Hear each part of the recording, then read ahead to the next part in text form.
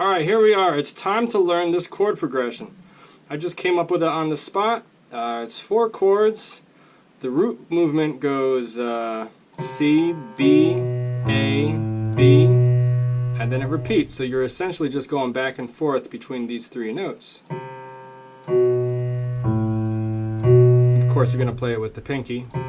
So that's a good place to start. This is the first chord, C, B, E, G. Second chord is B, A, D, G. Third chord, A, G, C, E. And the fourth chord, B, G, B, D. Okay?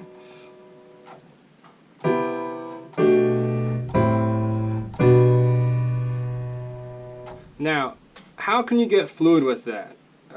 It's only 4 chords, but maybe you're just getting started. 4 is too many to go back and forth between. It can be confusing. So what I suggest is you actually just isolate and practice going back and forth between the first 2 chords, which are, here's the first one. Okay, so again we have C, B, E, G. And the second chord, B, A, D, G. And just, get comfortable changing between the 2. As you do this, you'll start to recognize certain movement. The first thing is that the lower 3 notes shift down 1 white note on each key. So C to B, B to A, E to D. So that's the movement for the lower 3. And the top, this G, just stays the same between the 2 chords. So this is called a common tone.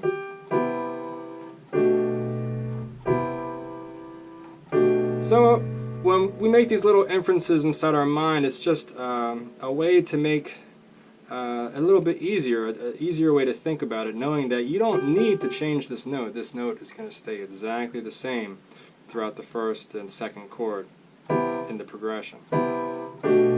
Okay? And you can play it as a block chord, block meaning that all 4 notes are played at the same time, or you can arpeggiate it. It's good to hear the chord note by note. It's good for your ear because then you can really understand all, the quality of the chord.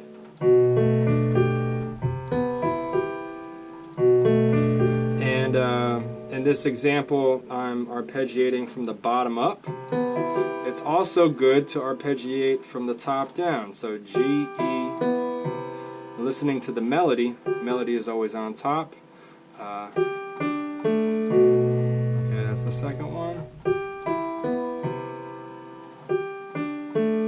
And just play with that for a while.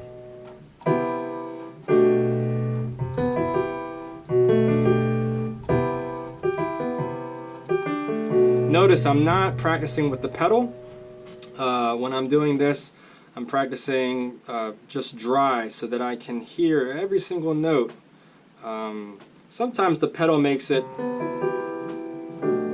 glossy, and if you make mistakes, it kind of like it covers it up a little bit. If you play it dry without the pedal, there's nowhere to hide, okay? So be honest with yourself and get good and get smooth at it without the pedal. And then when you do add the pedal later, it'll be that much better. So that's the first 2 chords. Now that you kind of got that under your belt, and I honestly would set a timer for like 5 or 10 minutes and literally just go back and forth between those 2 chords. Get it into your fingers. We call that muscle memory, to the point where you don't even need to think about it anymore. It becomes a subconscious action. And it's almost like a form of meditation. Allow your mind to drift off. Think about what you're going to eat, or what you ate, or who you're going to call when your practice session is over. But allow your mind to wander, and allow your fingers to go back and forth between these 2 chords all by themselves. That's when the magic happens. So let's I think that's been covered pretty thoroughly, those first two chords. Let's go, the next step would be to go back and forth between chord number 2 and chord number 3. Okay?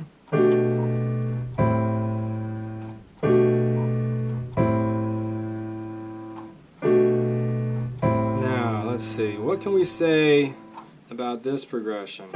Or rather, this the second chord. Are there any common notes? No. Again, all 3 of the lower notes shift down simply by 1 white key. That's comforting to know. That's pretty simple. The difference is in the top note. Between the second chord to the third chord, you're going from G to E. So there's a skip here. Okay? Notice my fingering. 5 and 1 on the left hand, going back and forth. These are dominant sevenths. If you want to know more about intervals and theory, I have a bunch of YouTube videos, or not a bunch, but I have a couple that address intervals and music theory, so definitely go over and check those out. And same thing, practice arpeggiating going up. Get the sound into your ear. Third chord going up as well, starting with the bass, leading to the melody. And once you get good at that, then switch it up and go down, descend from the melody.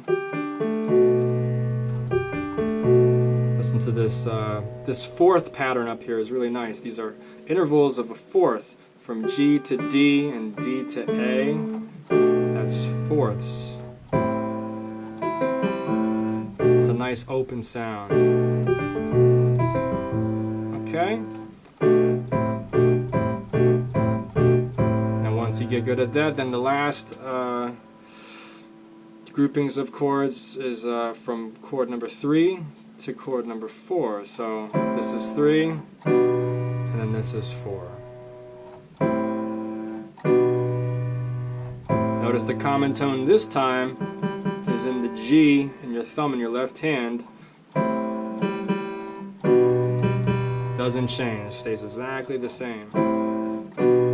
This note goes from A to B, ascending, and these thirds in the right hand goes down by 1 white note. Okay, so that's how I think about it, that's how I break it apart in my mind.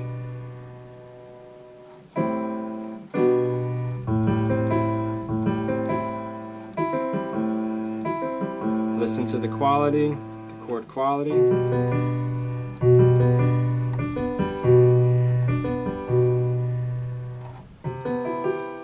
Alright, so that's the progression.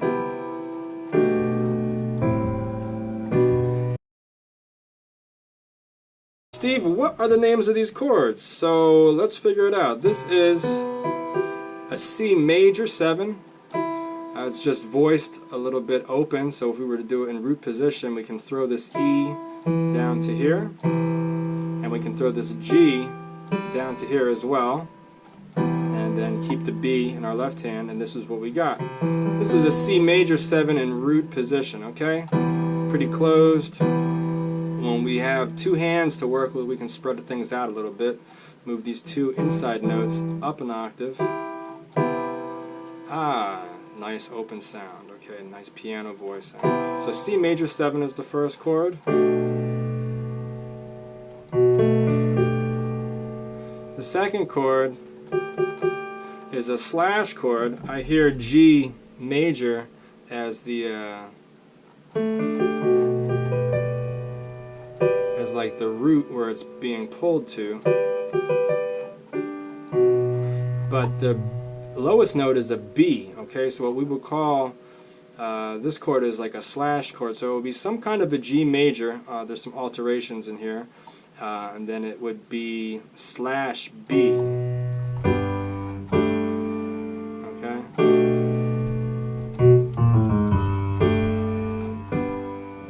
That's where it stems from, okay. And relationship to G major, this A is the 9th. the D is the fifth, and then the G is the root. So it's kind of like a G9 slash B. So G major 9 with a B in the bass. That's the second chord. Third chord, a little easier to explain. Kind of like the first chord, we're going to throw this C down an octave, throw this E down an octave. It's an A minor 7 in root position. This is just the piano voicing a little bit more open. Give it some width. And then the last chord, chord number 4, is a true authentic G major chord slash B in the bass. Okay, so that's for those of you that wanted to know the names of the chords. That's the breakdown. Now, even more important than that, this is the last thing, and then that'll be the end of this lesson. But it's really important to analyze the intervals of every chord, because the next thing is going to be to learn this progression in another key.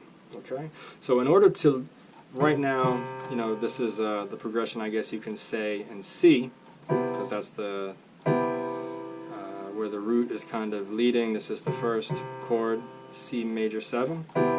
So this progression is in the key of C. We could say between C and B is a major 7. Okay. Whenever you want to count half steps, you never count the first note. It starts to the next note. So it'll be 1, 2, 3, 4, 5, 6, 7, 8, 9, 10, 11. There's 11 half steps in a major 7. Okay, so let's just say we were going to try to unlock this interval in the key of A flat. So we're going to count up 11. 1, 2, 3, 4, 5, 6, 7, 8, 9, 10, 11. So from A flat to G is our major 7th if we were going to start with the very first chord in the chord progression, starting in the key of A flat. Okay? Going back to the key of C, between these interior notes, we have B and E, which is a perfect fourth. Again, 1, 2, 3, 4, 5. 5 half steps in a perfect fourth. And this last interval up top is a minor third. 1, 2, 3. 3 half steps in a minor third. Now there's other ways that you can think about this chord as well if you want to kind of dissect and break down how the interior notes relate to the root. So the root note is C, and then this is the third or the 10th. 1, 2, 3, 4, 5, 6, 7, 8, 9, 10. Okay, this is a 10th. When we're talking about intervals, which is different than counting half steps, we actually do count the first note. Okay, that might be confusing to some of you at first. I know it was confusing to me when I first heard that, but stick with these YouTube videos and eventually it will sink into your brain. So this, from C to E, is a 10th. And then if you want to think about, I like to think about the extremes, the bass note, and also the melody. So your exterior notes of the chord, this would be the root, and then this is the 5th, or I guess also the 12th, but people don't really call it the 12th, it's more referred to as the 5th. If you were to think of the C jumping up here, from C to G, 1, 2, 3, 4, 5 is the perfect 5th, okay? That's a lot. If you're still watching, you're a trooper. Let's go to the second chord. Okay? B to A is a dominant 7, meaning is that there's, we're counting half steps now, so we're not going to count the first note. 1, 2, 3, 4, 5, 6, 7, 8, 9, 10. In a dominant 7th chord, there are 10 half steps. Between A and D is a perfect fourth. 1, 2, 3, 4, 5. 5 half steps. And then also another perfect fourth from D to G. 1, 2, 3, 4, 5. Okay. Third chord What do you know? Another dominant 7, 10 half steps away. 1, 2, 3, 4, 5, 6, 7, 8, 9, 10. G to C is a perfect fourth. 1, 2, 3, 4, 5. C to E is a major third. 1, 2, 3, 4. 4 half steps. And then the final chord, the fourth chord. This is an interesting interval right here. 1, 2, 3, 4, 5, 6, 7, 8. 8 half steps in this. You can think of this as an augmented chord, which means it would either be a sharp 5 or a flat 6.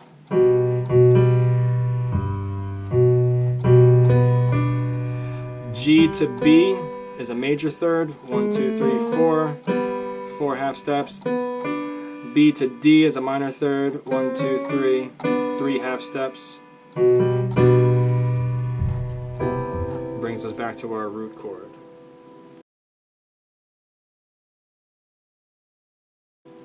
Alright, that was a lot. That was the theory breakdown. You don't really obviously need to know about it that deeply. I mean, if you're not going to get it probably the first time, and that's totally okay. Don't feel overwhelmed. I think the most important thing is just to look at the shape. Like, look at what the chords, try to memorize what it looks like. Memorize how it feels inside your fingers, and just play through the exercise, in a very repetitious way.